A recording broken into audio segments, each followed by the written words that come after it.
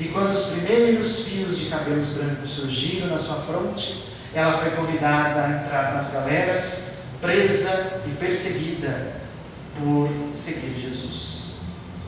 A cena passa de salto para o Coliseu. Quando ela, ante as portas do subterrâneo do Coliseu de Roma, está prestes a ser levada em sacrifício.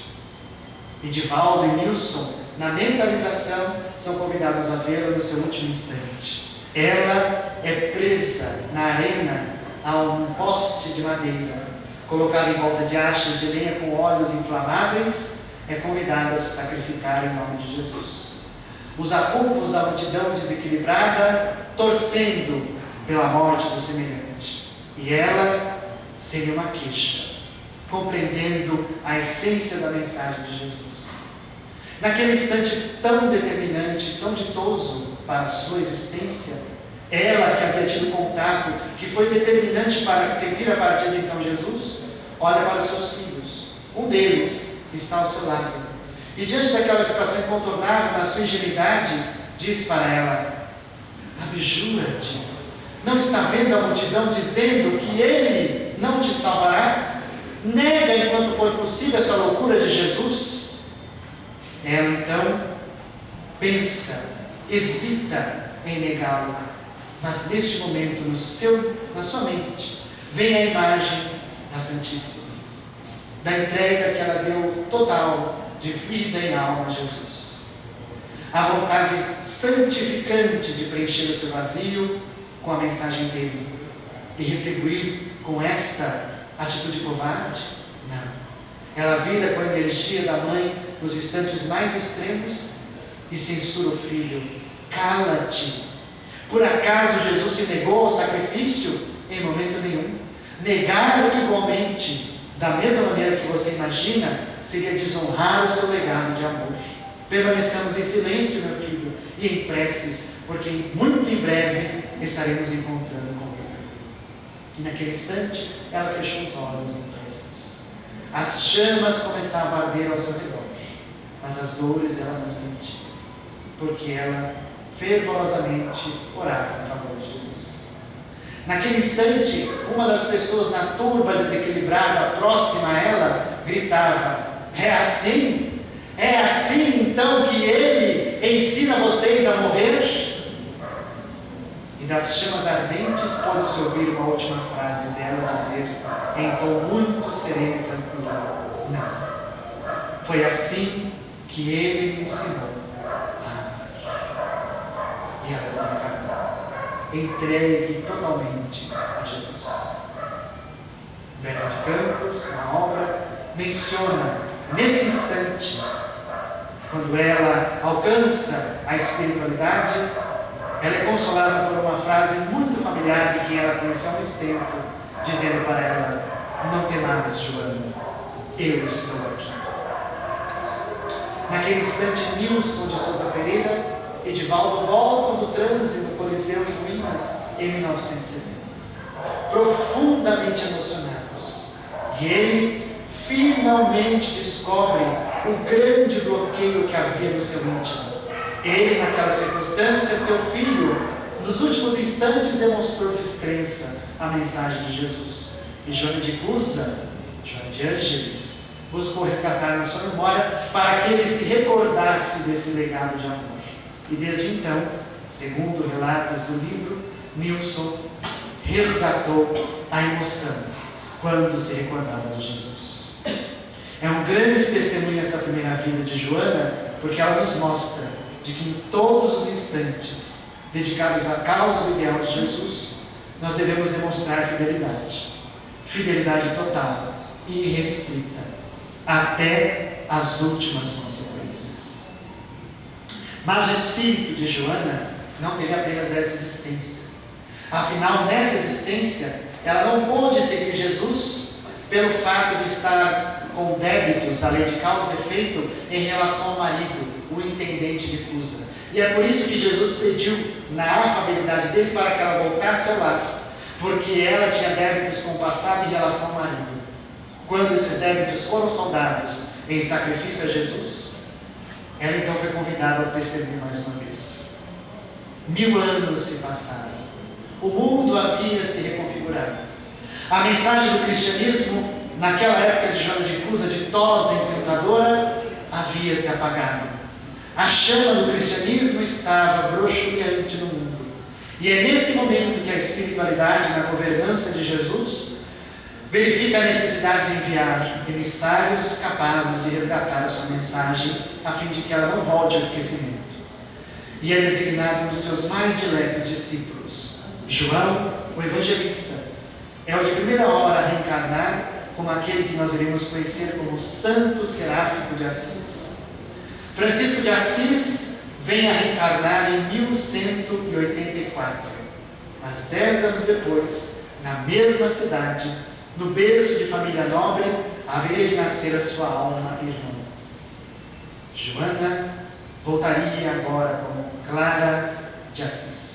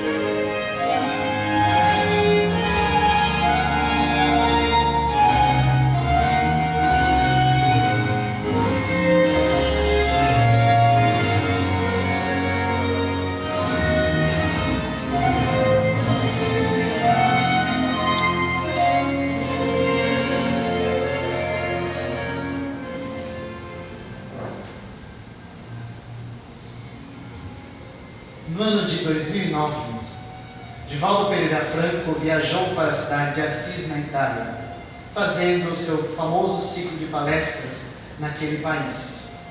E teve a oportunidade de visitar, talvez mais uma vez, o Santuário de Clara de Assis, que fica na cidade de Assis, na Itália, na região conhecida como Úmbria. E naquela oportunidade ele teve a chance de se deparar mais uma vez próximo ao local onde encontra o seu corpo, deixado uma última vez para sempre ali à vista do público, envolto numa máscara de cera, com as vestes mais dignas para ser visto e venerado. Divaldo Franco sentou-se para admirar. E Joana de Ângeles se aproximou dele e disse para Divaldo: vou te contar uma história, anote, vamos psicografar. Divaldo tem o costume de psicografar em viagem. E, com a ajuda do joelho e do papel, começou a escrever esses registros, remontando as memórias de Joana de Ângeles.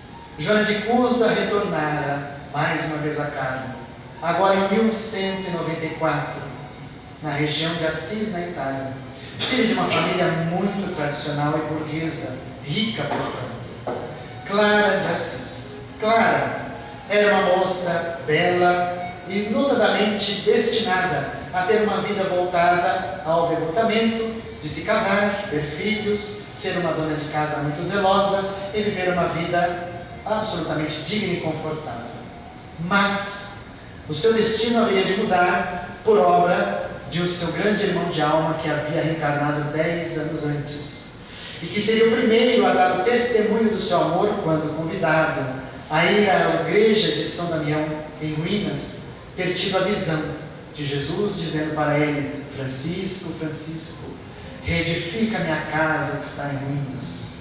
E Francisco de Assis então descobre o seu propósito existencial, que era reconstruir a igreja, a crença, o cristianismo primitivo, e realiza todo o seu processo de jornada de edificação de almas. Junto com ele, segundo consta na obra Francisco de Assis, do grande médium Francisco Nunes Maia, pelo espírito milanês, mais de 300 espíritos foram designados para reencarnar com o trabalho de cooperar na obra de Francisco de Assis. O santo seráfico, dotado de amor, entregou-se absolutamente à causa. Quando ele começou seus trabalhos na ordem franciscana, já instalados na Porciúncula, uma pequena igrejinha próxima à cidade, ele teve a chance de receber visitas feitas por Clara. Clara, às escondidas, com a ajuda de amigas, porque sempre as amigas ajudam nessa hora, ia assistir os sermões de Francisco de Assis. Ela se sentava na assembleia e ouvia os seus sermões de incrível encantamento, de simplicidade, de entrega total, de amor à natureza, onde o cenário era o sol, a paisagem. Não havia nenhum tipo de indumentária, de gigantismo, de ambição.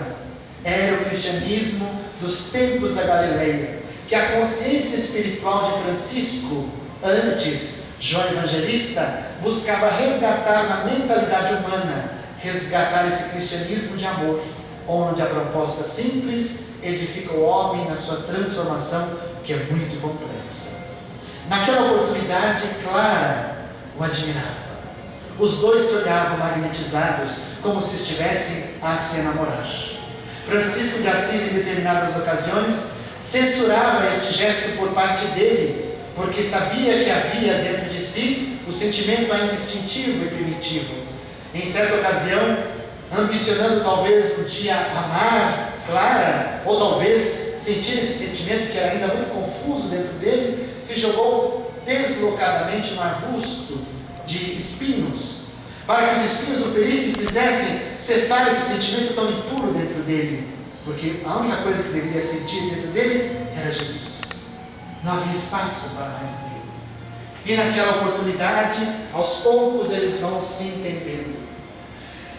Joana, Clara de Assis, percebe que Francisco tem ela como um grande amigo, e ela começa a vê-lo também como um grande amigo.